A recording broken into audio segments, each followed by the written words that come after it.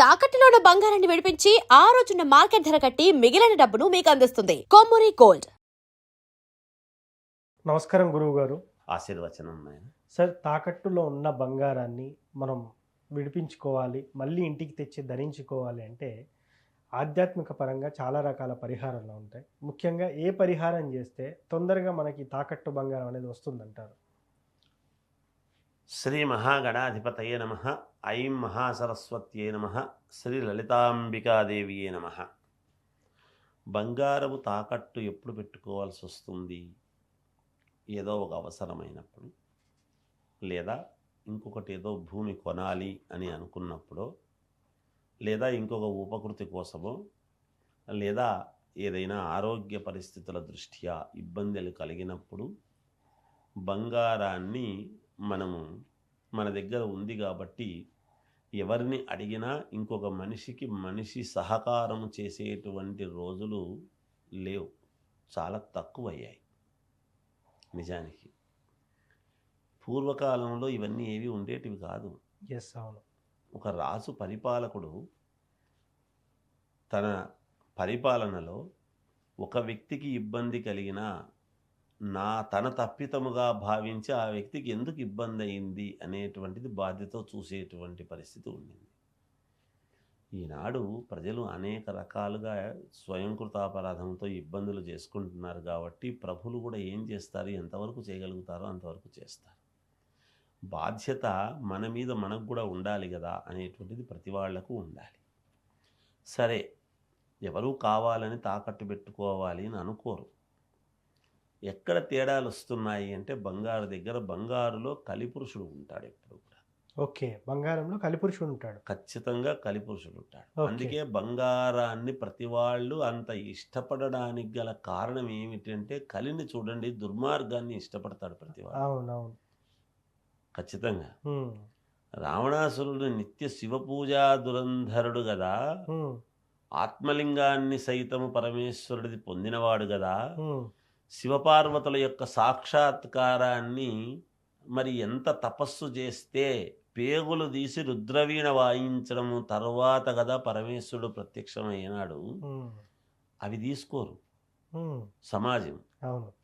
ఏం తీసుకుంటే సీతామ్మవారిని ఎత్తకపోవడం. మరి అంతటి గొప్పవాడే అయినా ఈ చిన్న తప్పితం అనేటువంటిది చేయడం వలన అంత గొప్పవాడి యొక్క జీవితం ఏమైంది? ఇటువంటి తప్పులు రాబోయే కలికాలంలో ఎవరు చేసినా తప్పే అని చెప్పటానికి కొన్ని ఇతిహాసాలు, పురాణాలు ఇవన్నీ కూడా ఉన్నాయి. వాటిల్లో మనకు తట్టేది ఏమిటంటే, మానవుడి దుర్మార్గమైన ఆలోచన ఏమిటంటే, మానవుడిలో రాక్షసుడు మానవుడు ఇద్దరు ఉంటారు కాబట్టి వెంటనే మనం నెగటివ్దే ఆలోచన చేస్తాం. ఎస్, అవును. దాంట్లో ఉన్న పాజిటివ్ తీసుకోము. అలాగే కలిపురుషుడు కలియుగంలో నేను ఎక్కడ ఉండాలి అంటే మొట్టమొదట బంగారు, డబ్బు వీటిలోనే ఉండు అని చెప్పినాడు. ఇవన్నీ కలిపురుషుడు యొక్క ప్రభావంతోనే. అందుకే డబ్బు మీద వ్యామోహం. ఎంత సంపాదించినా ఇంకా కావాలి, ఇంకా కావాలి. మన వెనక ముందు పుట్టిన వాళ్ళకు కూడా నేనెందుకు ఇస్తాను, ఇది నా డబ్బు, నాది. అవును, నాది. దాని మీద వాళ్ళ పేరేముండదు, నాది అంటారు, అంటున్నారు. అట్లా అంటే కలి ప్రభావం. బంగారంలో మీరు వేసినటువంటి ప్రశ్నలో బంగారంలో కలిపురుషుడు ఉంటాడు. అందుకే దాన్ని అంతగా ఆకర్షించడానికి గల కారణం. ఎందుకు? తీసుకోండి, తీసుకోవాలి, తెచ్చుకోవాలి, ఇంట్లో పెట్టుకోవాలి, ఒంటి మీద పెట్టుకోవాలి బంగారు. కలిపురుషుడు అంటే ఎటువంటి వాళ్ళ మీద ఉంటే కలిపురుషుడు ఏమి చేయడు, ఎటువంటి వాడిని ఏమి చేయలేడు, ఎవరిని ఏం చేస్తాడు. దాని మీద ఎక్కువ వ్యామోహము, మమకారము ఉన్నటువంటి వాళ్ళ యొక్క పరిస్థితి ఏమవుతుంది, దాన్ని త్యజించినటువంటి వాడి యొక్క పరిస్థితి ఎలా ఉంటుంది అనేది ఒక్కసారి మనం ఆలోచన చేసుకోవాలి. సరే, ఎనీహౌ తాకట్టు పెట్టినటువంటి బంగారాన్ని విడిపించుకోవాలి అంటే ఎలా? అంతేనా? అంతే. మనకు విడిపించుకోవాలి అనేటువంటి తపనతో ఆ డబ్బు ఏదైతే మనము పెట్టి డబ్బు తెచ్చుకొని ఉంటామో ఆ డబ్బు సమన్వయం చేసుకొని మళ్ళీ అక్కడ ఇవ్వాలి. చాలామంది చేసే తప్పులు ఏమిటి అంటే, ఎప్పుడైతే బంగారము కుదువ పెట్టి డబ్బు తెచ్చుకోగానే ఎవరికి ఇవ్వాలనో వాళ్ళకి ఇచ్చేస్తాం. ఏదో అప్పు తీర్చడానికో దేనికో దానికో తీసుకుంటాం. ఆ ఇస్తూ ఉన్నప్పుడు మొత్తం డబ్బులు తెచ్చి అక్కడ ఇచ్చేస్తాం. ఏదో అనేక రకాలుగా వాడతాం. లేదా దానికి కొంచెం, దీనికి కొంచెం, ఇంకో దానికి కొంత, ఇంకో దానికి కొంత అని వాడతాం. ఉమ్, ఇక్కడ చిన్న లాజిక్ ఒకటి చెప్తాను ఎప్పుడూ కూడా. ఉమ్, డబ్బు అనేటువంటిది ఆ డబ్బును మళ్ళీ డబ్బుతోనే సంపాదించాలి మళ్ళీ. ఓకే. అంతే కదా! ఉమ్, ఈ డబ్బు ఇస్తేనే ఈ లోన్ నేను కట్టుకుంటేనే ఇంకో లోన్ మళ్ళీ నాకు ఇస్తాడు. అవును అది డబ్బే మళ్ళీ. అవును. అక్కడ రావాల్సింది అదే. ఉమ్, లేదు నేను ఈ పంటకు పైరు వేసుకోవడానికి నేను డబ్బు ఖర్చు పెట్టి ఇత్తనాలు తెచ్చుకొని భూమిలో వేస్తే ఉమ్, నాకు పంట వచ్చిందంటే ఆ పంటను నమ్ముకుంటే మళ్ళీ డబ్బు వస్తుంది. అవును మళ్ళీ రూపాంతరం చెందుతుండేది మళ్ళీ డబ్బుగానే. అవును. మనం తెచ్చుకున్నది డబ్బే. ఉమ్, ఆ డబ్బు ఖర్చు పెట్టాలి. ఉమ్, ఈ కారణాల చేత మనం డబ్బు ఖర్చు పెడతాం. అవును. లేదా అప్పు ఇవ్వాలి ఎవరికో. ఉమ్, నేను అప్పున్నా వాడు ఏదో నన్ను ఊరికే సతాయిస్తున్నాడు అతను అవసరం కొద్దీ నీ అవసరానికి నేను ఇచ్చిన నా అవసరానికి ఎందుకు ఇవ్వవు అని అనేక రకాలుగా మాట్లాడుతున్నాడు మానసికంగా. ఎందుకు ఇదేదో పెట్టి ఇచ్చేస్తే ఆ మాటలు పడడం తప్పిపోతుంది కదా, ఉమ్, ఈ బాధపడడం ఎందుకు అనో, లేకపోతే అయ్యో పక్కింటి అతను చాలా ఇబ్బందులు పడుతున్నారు, మనకు తెలిసిన వాళ్ళు, చాలా ముఖ్యుడు, మనకు ఆపదల్లో అవసరము అంటే మనకు పలికినటువంటి వ్యక్తి, ఆ వ్యక్తి కోసం నేను ఈ బంగారు పెట్టాను ఇకపోతే ఎట్లా, ఎస్. అనేక రకాల ఆలోచనలు కలిగింపజేసేటువంటిది బంగారం. ఉమ్, వీటన్నిటిలోనూ కలిపురుషుడు ఉంటాడు. అవును. వీటన్నిటిలోనూ ఉన్నాడు. ఉమ్, కలి ప్రభావమే ఎక్కువ. అవును కలికాలంలో కలిపురుషుడే. అవును. అందువల్ల అక్కడ ఏమవుతున్నదంటే ఏదో ఒక దానికి ఖర్చు పెట్టడం చేయడం జరుగుతూ ఉన్నది. ఉమ్, మళ్ళీ మనకు రావాలి, దాన్ని విడిపించుకోవాలి అనేటువంటి భావనతో చాలామంది మర్చిపోతారు. ఇది చాలా చిన్న ఒక లాజిక్ నేను చెప్తున్నాను. దీన్ని కనుక పాటిస్తే తప్పకుండా విడిపించుకోగలుగుతారు. ఇది మీరు చెప్పినటువంటి పరిహారం. 100% దాన్ని మళ్ళీ తీసుకోగలుగుతారు. ఓకే. చిన్న విషయం అందరికీ తెలిసిందే, మనం మర్చిపోతాం ఎప్పుడు. ఉమ్, ఉమ్, మనం చాలా చేసేటువంటి దానిలలో నిత్యము పాటించేటువంటి వాటిల్లో చాలా ఉంటుంది ఎప్పుడు కూడా. ఓకే. ఇక్కడ ఏమవుతుంది అంటే అందరూ ఇచ్చేస్తాము అయిపోయింది కదా అని అనుకుంటాం. మనము చాలామంది విడిపించుకోలేక, నేనేదో మంచి కని పెడితే అది అట్లాగే పోయింది, నేను విడిపించుకోలేకపోతున్నాను, అంతకంత అయ్యింది, ఇప్పుడు అది కట్టినా నేను అది విడిపించుకున్నా ఎక్కువ పెట్టి విడిపించుకున్న వాడిని అవుతున్నాను, దానికంటే వేరే కొంటే అయిపోతుంది కదా, ఇలా చేసుకున్నటువంటి వాళ్ళు ఉంటారు సమాజంలో. అవును. ఎప్పుడైనా వీళ్ళందరికీ నేను ఒక్కటే చెప్తాను, ఎవ్వరికైనా కూడా బంగారం ఎప్పుడైతే మీరు ఇబ్బందులుండి, మీరు ఆ పరిస్థితులు ఉండి కుదవకు పెట్టేటువంటి పరిస్థితికి వచ్చి, అది ఎప్పుడైతే పెట్టి డబ్బు తెస్తున్నామో, ఆ తెచ్చినప్పుడు మనకు బ్యాంకు వాళ్ళు మనకు డబ్బులు ఇస్తారు. అవును డబ్బులు ఇచ్చినప్పుడు మనం మొట్టమొదటి నోటు మనం తీస్తున్నాం చూడండి, ఎంచుతాం చూడండి. అవును అవును అవును. ఆ మొట్టమొదటి డబ్బు ఆ పేపర్ ఏదైతే రూపాయ 100 రూపాయల నోట, 500 రూపాయల నోట, 1000 రూపాయల నోట, అది ఏమిటనేది మొట్టమొదటి నోట్ ఏదైతే ఉందో ఉమ్, దాన్ని పక్కకు పెట్టడం. ఓకే. First note.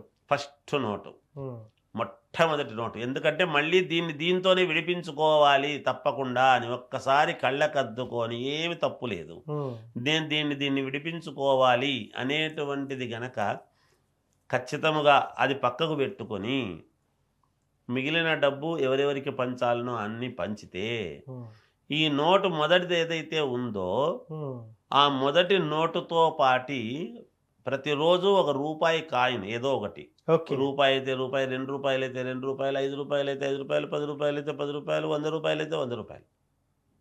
100 రూపాయలు ఒకవేళ వేస్తున్నా కాయిన్ మాత్రం దాంట్లోకి వేయాలి. ఓకే. ఒక కాయిన్తో పాటు వేయాలి. ఓకే. ఒక కాయిన్ అయితే ఖచ్చితంగా దానికి యాడ్ చేస్తూ రావాలి రోజు. ఓకే. నాకు నోట్ రాలేదండి ఇవాళ, నేను ఒక 50 రూపాయలు కూడా వేయలేకపోయినాను దాంట్లో కంటే, రూపాయి కాయినే వేయి. ఉమ్, ప్రతి మనిషి దగ్గర ఒక రూపాయి అయితే ఉంటుంది, ఖచ్చితంగా ఉండకుండా ఉండదు. అవునవును. ఆ రూపాయి కాయిన్ దాంట్లో ఎప్పుడైతే రోజు రోజు వేస్తూ ఉన్నావో, ఏదో ఒక రోజు నువ్వు అనుకున్నటువంటి అమౌంట్ దాంట్లోకి రావటము, ఇన్ టైం లోపల దాన్ని విడిపించుకోవటం అనేటువంటిది తప్పకుండా జరిగి తీరుతుంది. 100కి 100% కాదు, ఉమ్, 1,00,000% కాదు, 1,00,00,000% చెప్తున్నా నేను. ఓకే. ఖచ్చితంగా ఆ మొదటి నోటు పైన ఉండేది మనం ఏదైతే లాభం అంటాం, 1, 2, 3 అని ఎంచాం, ఉమ్, మొదటిది లాభం అంటున్నాం. ఉమ్, ఆ లాభం అనేటువంటిది పక్కకు తీసి నోటు ముందు పక్కకు పెట్టుకుంటే, ఇది నేను మళ్ళీ తీసుకోవాలి అనేటువంటి ఆలోచనతోనే పక్కకు పెట్టుకోవాలి. ఉమ్, ఎంత ఇబ్బంది వచ్చినా దాన్ని వాడకూడదు. ఉమ్, అది దాన్ని విడిపించుకోవాలి అనేటువంటిది ఎప్పుడైతే ఉంటుందో, ఖచ్చితముగా ఇన్ టైం లోపల బ్యాంకు వాళ్ళు పెట్టినటువంటి టైం కంటే ఒక రోజు ముందే కూడా విడిపించుకోవటానికి అవసరం ఏర్పడుతుంది. అమ్మవారు అనుగ్రహిస్తుంది గాక. ఎస్. మళ్ళీ నేను వీడి దగ్గరికి రావాలి అని అనుకునేటువంటిది ఆ లక్ష్మీదేవి అనుకోవాలి. ఓకే. మనమేం చేస్తాము, ఇదంతా తీసేవి మొత్తం కట్ట ఇచ్చేసి నాకు సంబంధం లేదు పట్టు తీసుకో అని అక్కడ తీసేది ఇచ్చేస్తున్నాం మరి. అవును. అంటే దాని అర్థం ఏమిటి అంటే నాకు ఆ బంగారు అయితే పోతే వస్తే వచ్చే రాకుండా లేదు లేనే భావంతో ఇచ్చినట్టు ఉంటుంది. మనం ఎంత కావాలనుకున్నా అవును. దాని మీద ఏం శ్రద్ధ ఉన్నట్టు. అవును. ఖచ్చితంగా అది విడిపించుకోవాలి, నాకు దీంతోనే ఇది ఉంటేనే నేను దాన్ని విడిపించుకోగలను, అమ్మా నీది నీకే ఇస్తున్నాను, ఇగో నేను పెట్టుకుంటున్నాను కావాలి అనేటువంటి దృక్పథంతో ఎప్పుడైతే పక్కకు పెడతామో ఆ నోటును తప్పకుండా విడిపించుకోవాలి. ఇదేం బ్రహ్మ విద్య కాదు, ఇదేమి ఎస్. అవును. ఇది మనం ఆలోచన చేసే విధానంలో ఉంటుంది. మనకు కావాలి, దాని మీద మనకు ఉండేటువంటి తాపత్రయము, మనకు దాని మీద ఉండేటువంటి శ్రద్ధను, ఆ భక్తిని మనకు శ్రద్ధ ఉంటే తప్పకుండా చేయగలుగుతాము. ఎస్. శ్రద్ధ లేకపోతే చేయలేము. అవును. అంతే, ఇదేం పెద్ద విషయం కాదు కదా. ఎస్. ఇది ఏం వేరే మీరు లక్షలు పెట్టి పూజలు చేసుకునేది కాదు కదా. అవును. మనము పాటించే విధానం అనేటువంటిది ఉంటుంది. అది కరెక్ట్గా పాటించినాము అంటే ఎందుకు ఇవ్వడు భగవంతుడు, ఎందుకు అమ్మవారు ఇవ్వదు? ఎస్. అవును. తప్పకుండా ఇస్తుంది. అవును. అంతే, అలా చేసుకుంటే తప్పకుండా విడిపించుకోగలుగుతారు. బంగారు తాకట్టులో ఉన్నది. ఎస్. చాలా చక్కగా వివరించారు గురువు గారు. ధన్యవాదాలు.